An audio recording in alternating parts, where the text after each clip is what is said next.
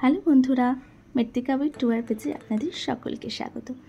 মোচা চিংড়ি করতে নিয়েছিলাম মোচা এবং মোচার ফুলগুলোকে ছাড়িয়ে নিয়েছিলাম। আপনারা সকলেই জানেন মোচার ফুল কীভাবে ছাড়াতে হয়। কুচি কুচি করে কেটে নুন জলে ভিজিয়ে রেখেছিলাম। তারপরে গোট গোট করে দুটি আলু কেটে নিয়েছিলাম। মোচা সেদ্ধ করতে জলের মধ্যে মোচাগুলোকে দিয়ে গ্যাসে বসিয়ে দিলাম, আর তার মধ্যে দিয়ে দিলাম নুন এবং হলুদ। ভালো করে মিক্স করে সেদ্ধ হতে দিয়েছিলাম। মশলা করতে টমেটো, কাঁচা লঙ্কা এবং আদা পেস্ট করে নিয়েছিলাম, আর গরম মশলা ঘরেই করে নিয়েছিলাম।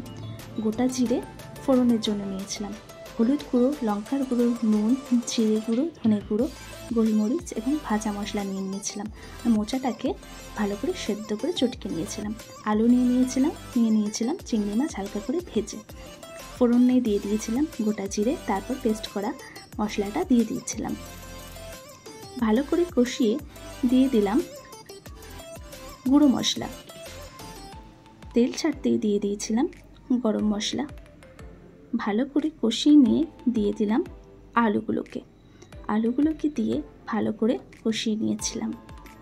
তারপরে ভেজে রাখা চিংড়ি মাছগুলো এর মধ্যে দিয়ে দিলাম সেদ্ধ করা মোচাগুলোকে ভালো করে নেড়ে নেড়ে কষিয়ে দিয়ে দিলাম ভাজা মশলা।